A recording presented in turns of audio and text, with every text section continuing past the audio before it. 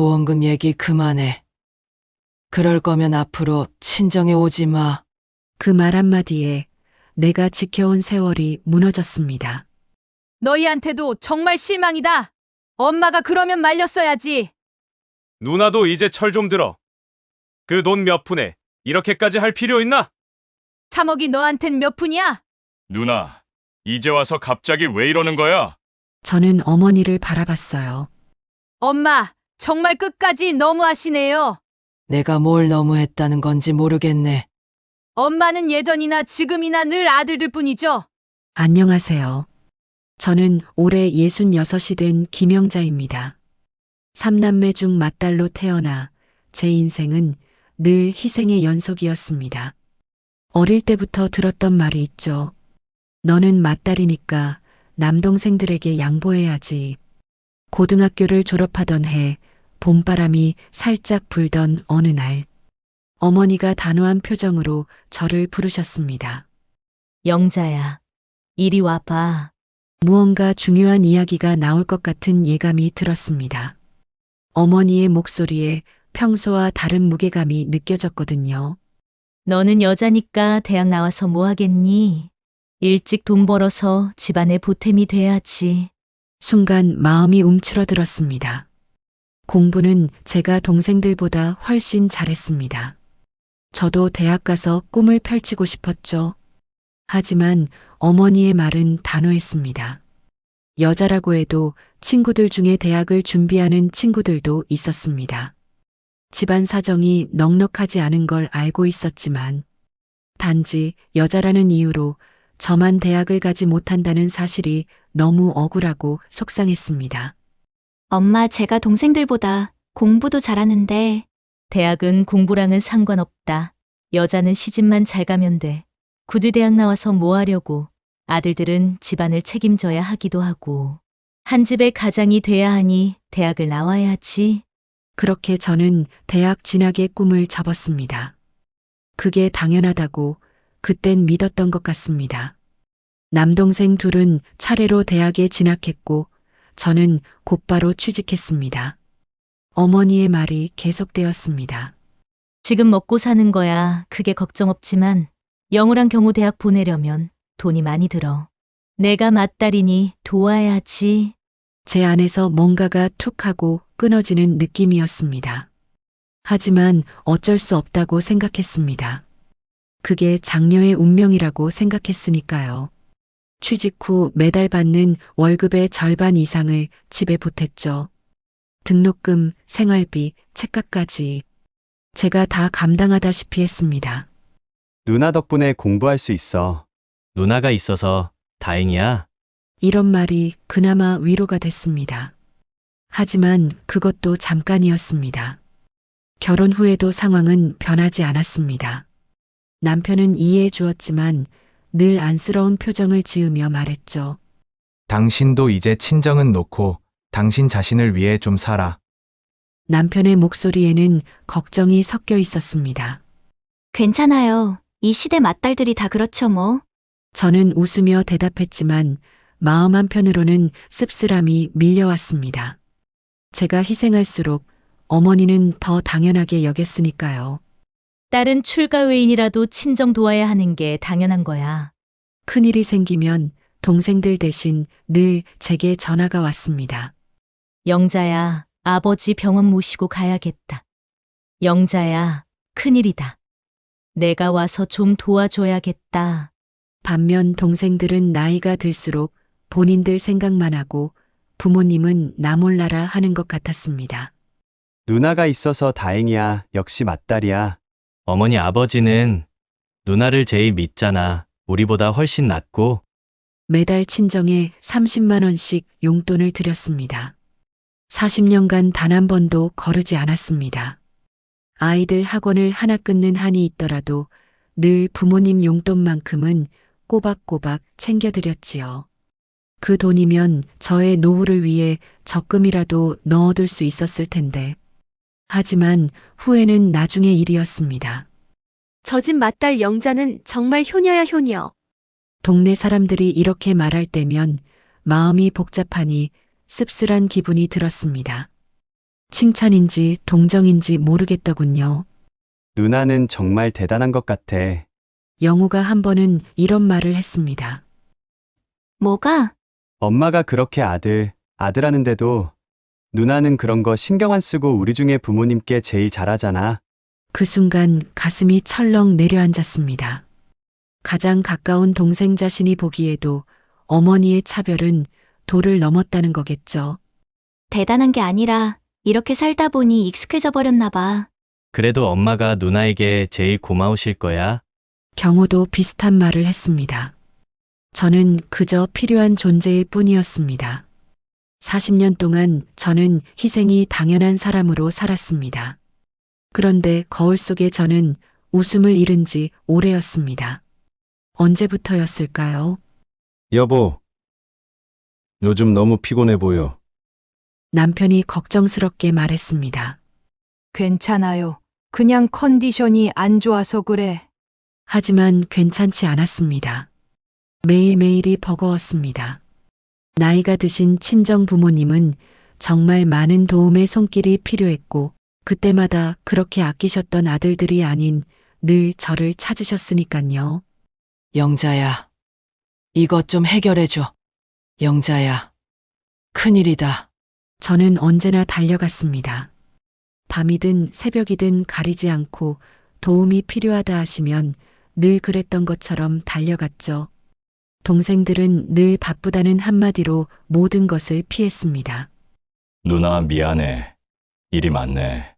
누나가 일 안에서 시간이 더 많잖아. 시간이 많다고요? 저도 저 나름의 살아야 할 인생이 있는데 말입니다. 그렇게 시간이 흘렀습니다. 40년이라는 긴 시간 동안 저는 희생이라는 단어에 익숙해져 버린 사람이 되어버렸죠. 가끔 생각했습니다. 이게 정말 옳은 일일까? 하지만 다시 마음을 다잡았습니다. 맞다리니깐 내가 부모님을 도와야지. 그런데 최근 들어서는 이런 생각이 자꾸 들었습니다. 나는 언제쯤 나를 위해 살 수 있을까? 66이 된 지금도 저는 여전히 부모님의 모든 문제를 해결해주고 있습니다. 언제까지 이래야 할까요? 어머니는 여전히 말씀하십니다. 영자야, 맏딸 인생이 원래 그래 엄마도 그랬어. 그렇다면 저는 언제쯤 제 인생을 살 수 있을까요? 아직 답을 찾지 못했습니다. 하지만 마음 한구석에서는 이젠 변해야 한다는 목소리가 점점 커지고 있습니다. 이것이 바로 장녀로 태어난 김영자의 운명이었습니다. 그렇게 야속하게 시간은 흘렀습니다. 작년 봄 벚꽃이 흩날리던 날이었죠. 88살이 되신 아버지가 아침 식사 도중 숟가락을 떨어뜨리더니 그대로 쓰러지셨습니다. 여보, 정신 차려요. 급히 병원으로 달려갔습니다. 응급실 앞에서 기다리는 시간이 한없이 길게만 느껴졌습니다. 잠시 후 의사가 심각한 표정으로 다가왔습니다. 환자분 상태가 많이 위독합니다. 가족분들이 마음의 준비를 하셔야겠습니다. 세상이 무너지는 것 같았습니다. 혈압과 당뇨를 앓고 계셨지만 이렇게 갑작스럽게 위험해질 줄은 몰랐습니다. 그날부터 저는 병원에서 살다시피 했습니다. 밤낮 없이 아버지 곁을 지켰죠. 하지만 동생들은 바쁘다며 주말에 잠깐 들르는 게 전부였습니다. 누나, 잘 부탁해. 자주 못 와서 미안해.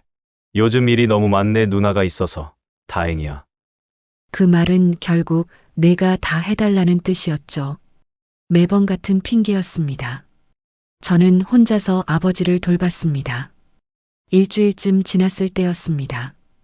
여느 날처럼 아버지 옆에서 쪽잠을 자고 있었는데 거칠지만 따뜻한 손길이 제 손을 꼭 감쌌습니다. 아버지가 힘주어 제 손을 잡으며 낮고 떨리는 목소리로 말씀하셨습니다. 그 순간이 지금도 생생합니다. 영자야. 평소보다 훨씬 약해진 목소리였어요. 네, 아버지 어디 불편하세요? 아버지 앞으로 아주 예전에 들어둔 생명보험이 있는데 저는 숨이 가쁜 아버지의 한마디에 온 신경을 집중했습니다. 보험이요? 언제 그런 걸 가입하셨어요? 아주 오래 전에 혹시라도 나한테 무슨 일이 생기면 너희한테 도움이 될까 싶어서 들어놨다. 아버지의 눈에서 눈물이 흘렀습니다. 제 가슴도 뭉클해졌어요.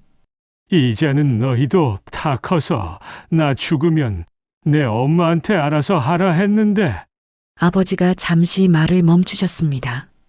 손에 힘이 빠졌다가 다시 꼭 쥐어졌습니다. 숨을 고르시며 힘겹게 말씀을 이으셨죠. 아버지, 천천히 말씀하세요. 아버지가 어리석었다. 동생들 말고 내가 꼭 그 보험금을 받아서 엄마한테는 조금만 주도록 해. 순간 눈물이 왈칵 쏟아졌습니다. 평생 처음으로 아버지가 아들보다 저를 먼저 생각해 준 순간이었으니까요. 아버지, 정말이세요? 딸이라고 차별해서 미안하다, 영자야. 늘 고맙고 늘 미안했다. 그동안의 모든 희생이 한꺼번에 보상받는 듯한 순간이었습니다. 그 보험금만큼은 꼭 너가 받아서 쓰도록 해.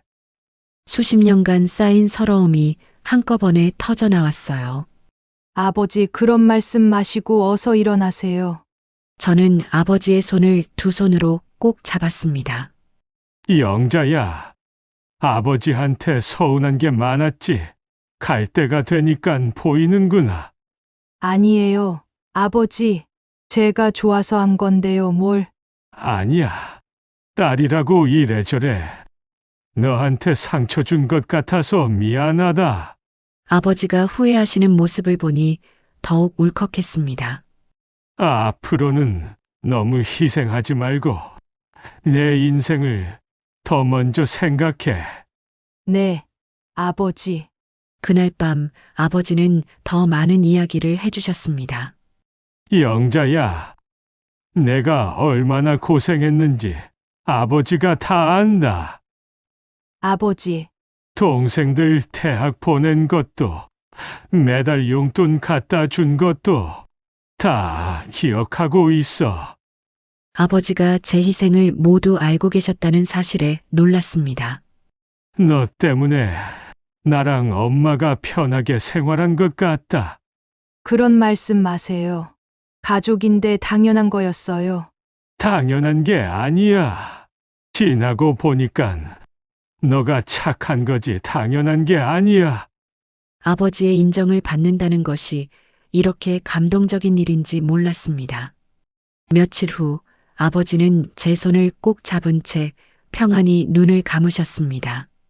영자야, 마지막까지 내 옆에 있어줘서 고맙다. 그 말이 아버지의 마지막이었습니다.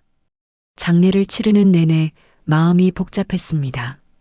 슬픔도 있었지만 한편으로는 기대가 피어올랐습니다.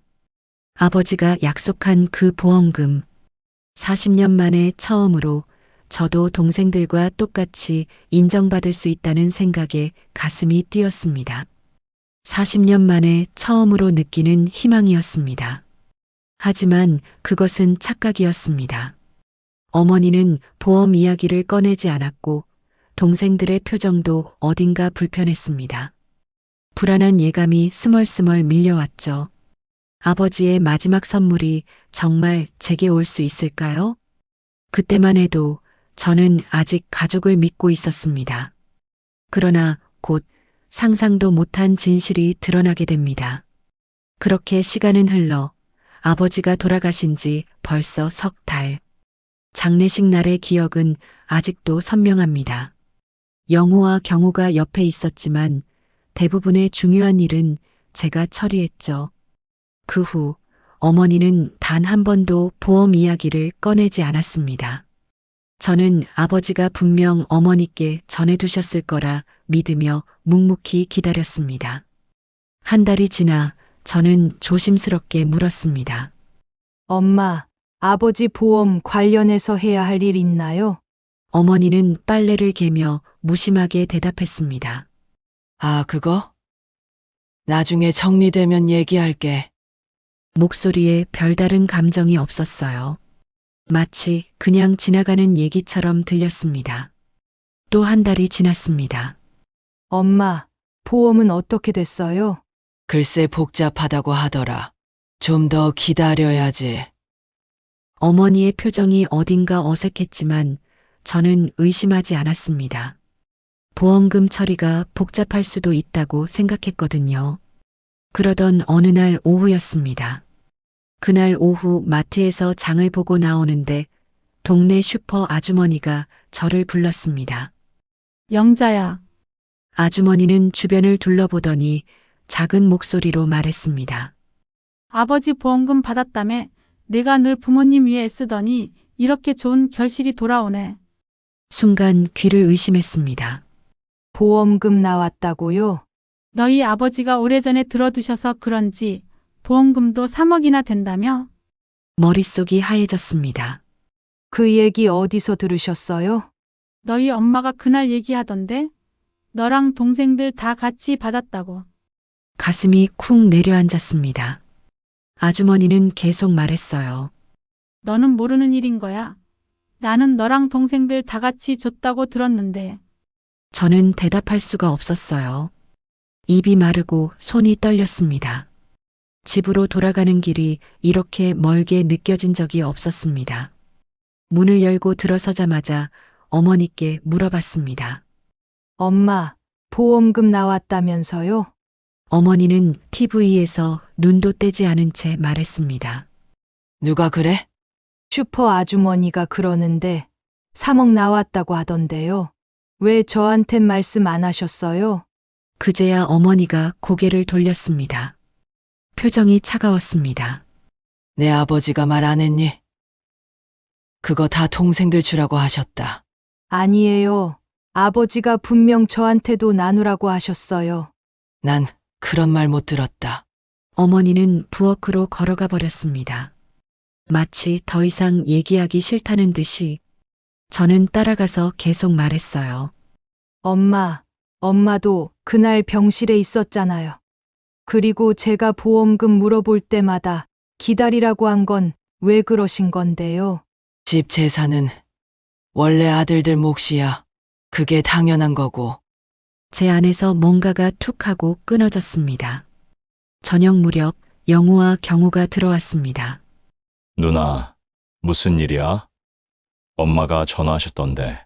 보험금 너희 받았다면서? 둘은 시선을 피했습니다. 경우가 작게 중얼거렸습니다. 누나, 이건 당연한 아들의 권리야. 보험 수익자도 우리 둘로 돼 있었고. 뭐라고? 기가 막혀 말이 나오지 않았습니다. 너희도 진짜 너무한다. 영우가 고개를 저었습니다. 누나가 잘못 들은 거 아냐. 우리는 들은 게 없어. 심장이 멈춘 것 같았어요. 아니야. 분명히 말씀하셨어. 나한테 고맙다고 내가 다 갖고 엄마나 일부 주라고 하셨어. 누나, 진정해. 경우가 달래듯 말했어요. 누나가 이렇게 돈 밝히는지 몰랐네. 온 세상이 무너지는 기분이었습니다. 제가 들은 아버지의 약속을 가족 모두가 부정하고 있었습니다. 어머니가 거실로 나오셨습니다. 영자야, 이제 그만하거라. 목소리가 차갑게 들렸어요. 시집간 딸이 친정재산까지 노리면 어떡해? 가슴이 찢어질 것 같았습니다. 엄마, 저는 단 한 번도 불평한 적 없어요. 하지만 이건 아니잖아요. 눈물이 왈칵 쏟아졌어요. 동생들 대학, 집안 대소사, 매달 용돈까지 제가 다 했잖아요. 그건 맏딸로서 당연한 도리다. 어머니는 태연하게 말씀하셨어요. 누나가 동생 챙기는 게 당연한 거고. 그럼 맏딸은 받을 권리도 없다는 거예요? 권리. 어머니의 목소리가 더욱 차가워졌습니다. 시집간 딸이 무슨 권리야? 너는 출가외인이야. 그 순간 제 안에서 무언가가 툭 하고 끊어졌습니다. 수십 년간 당연하게 희생하며 사랑했던 가족이 돈 앞에서 저를 완전히 외면하고 있었습니다. 영우가 말했습니다. 누나, 과욕은 화를 부르는 거야. 우리가 앞으로 제사 모실 거잖아. 경호도 맞장구 쳤습니다. 그래, 보험금이 얼마나 된다고. 저는 입술을 깨물었습니다. 필요할 때만 불러다 쓰고 이제는 버리는 걸까요? 내가 정말 바보같이 살았네요. 목소리가 떨렸어요. 이제까지는 맏딸이니깐, 내가 누나니깐 항상 그렇게 지냈지만 이번만큼은 아니에요. 엄마는 내가 이렇게 돈에 욕심이 많은 줄 처음 알았다. 어머니는 냉정하게 말씀하셨어요. 너만 그런 게 아니다. 맏딸들은 다 그렇게 살아왔다. 저는 더 이상 할 말이 없었어요. 현관을 나서며 뒤돌아봤습니다. 수십 년을 바친 집이었지만 이젠 낯선 곳 같았습니다. 아무도 저를 붙잡지 않았습니다. 보험금 받은 사람들이 엄마 잘 모시고 사세요. 그게 제가 남긴 마지막 말이었습니다. 저는 이제 모르겠어요. 그날 밤 저는 많이 울었어요. 남편이 위로해 주었지만 마음의 상처는 너무 깊었습니다. 오랫동안 가족이라고 믿고 의지해온 그들의 인연을 그렇게 끊었습니다. 하지만 오히려 마음 한편이 후련했습니다. 이제야 진짜 가족의 모습을 알았으니까요. 그날 밤 집에 돌아온 저는 한숨도 잘 수 없었어요. 남편이 걱정스럽게 물어봤습니다. 여보, 무슨 일이야? 얼굴이 왜 그래? 저는 모든 걸 털어놨습니다. 아버지의 약속, 어머니의 배신, 동생들의 부정까지. 남편은 분노했습니다. 말도 안 돼. 당신이 얼마나 희생했는데 가족이 어떻게 그럴 수 있어? 하지만 저는 이미 지쳐 있었어요. 며칠 후 어머니에게 전화가 왔습니다. 영자야, 집에 좀 오거라 할 얘기가 있다. 목소리가 평소보다 차가웠습니다. 친정에 가니 영우와 경호도 와 있었습니다. 셋이 마치 미리 짜고 온 것 같았어요. 어머니가 먼저 입을 열었습니다. 내가 요즘 이상한 소리를 하고 다닌다더라.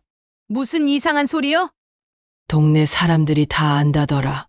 내가 보험금 달라고 우긴다고. 가슴이 철렁 내려앉았습니다. 엄마, 저는 당연한 권리를 말한 거예요. 권리. 어머니의 목소리가 날카로워졌습니다. 시집간 딸이 친정재산에 욕심내면 되겠니? 영우가 끼어들었습니다. 누나, 사람들이 뭐라 하는지 알아? 뭐라고 하는데? 돈만 밝히는 딸이라고 해. 숨이 막혔습니다. 경우도 덧붙였습니다. 누나, 우리 정말 창피해. 동네에서 손가락질 받잖아.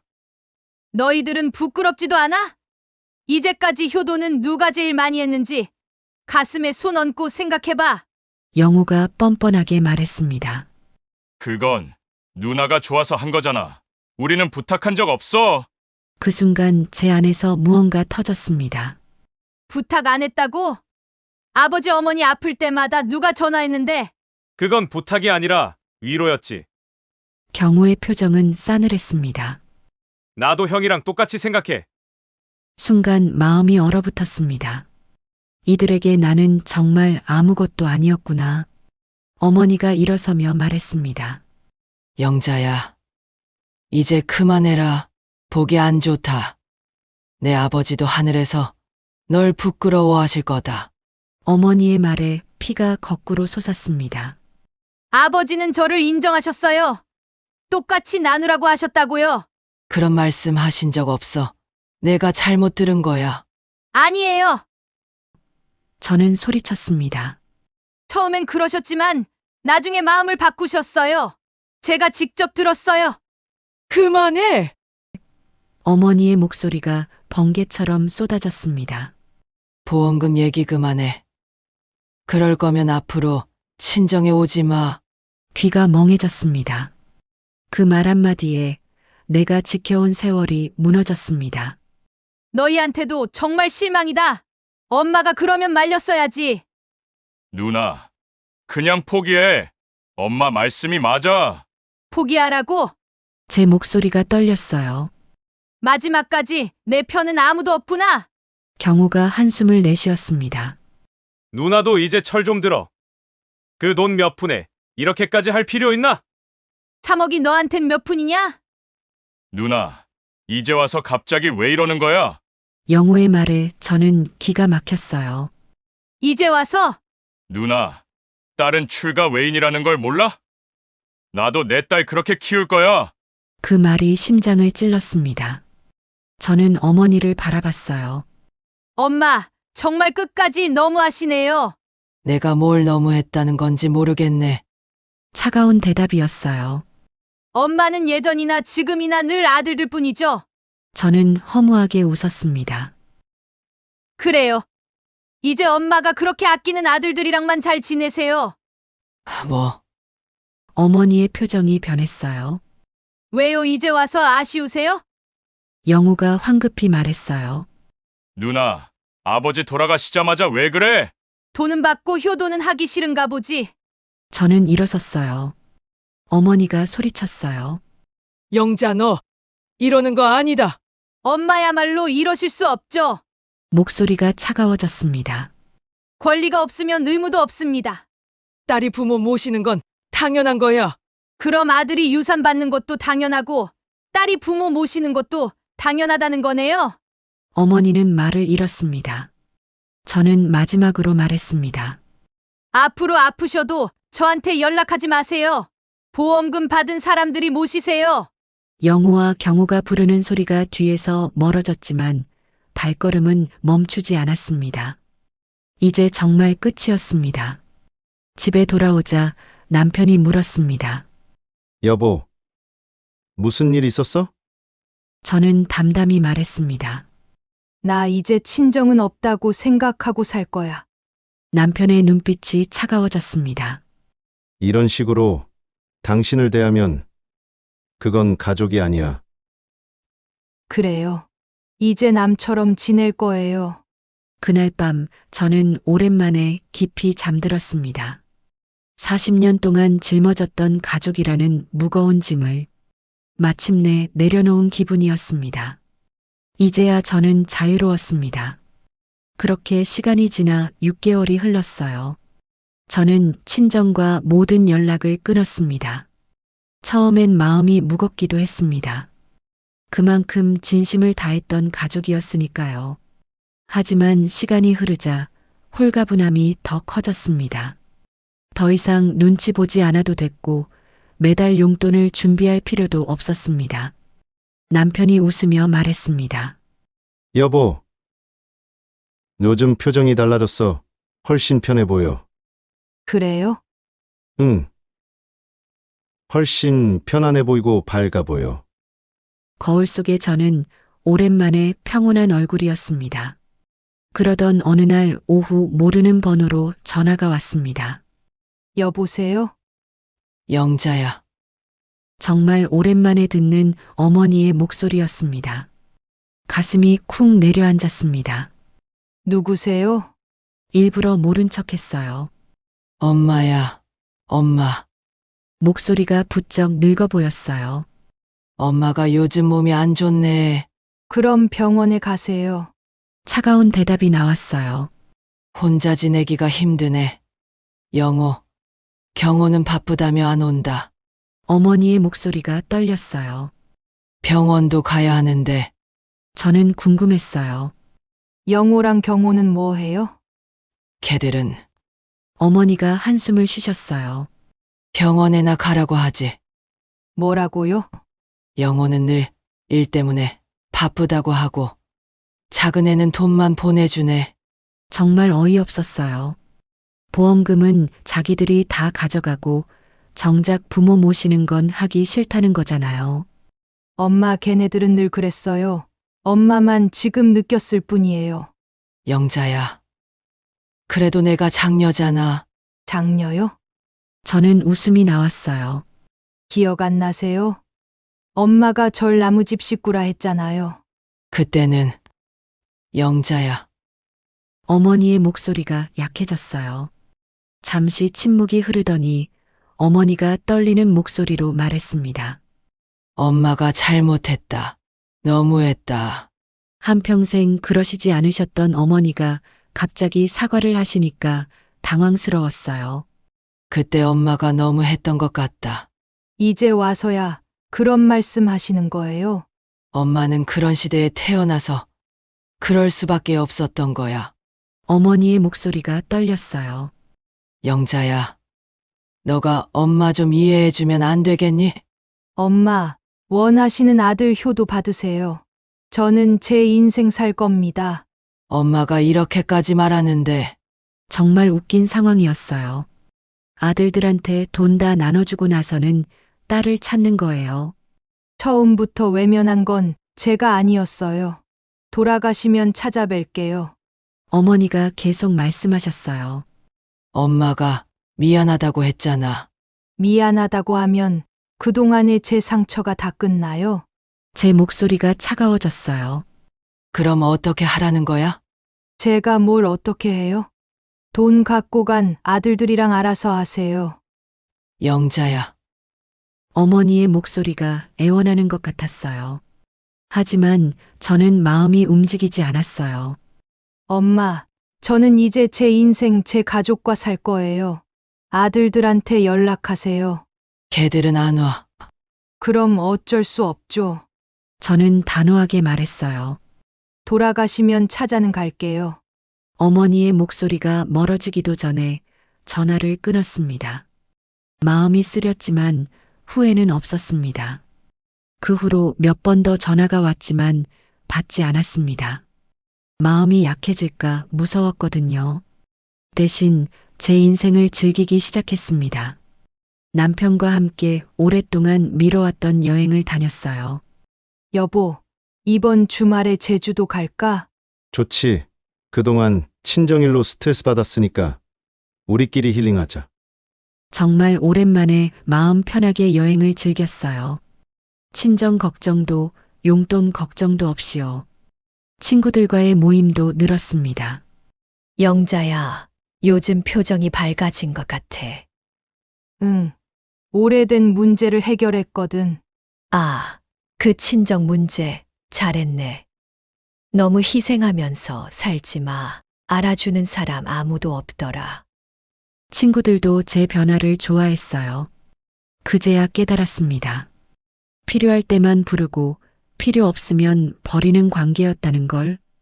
그런 관계는 가족이라는 이름으로도 유지할 필요가 없었습니다.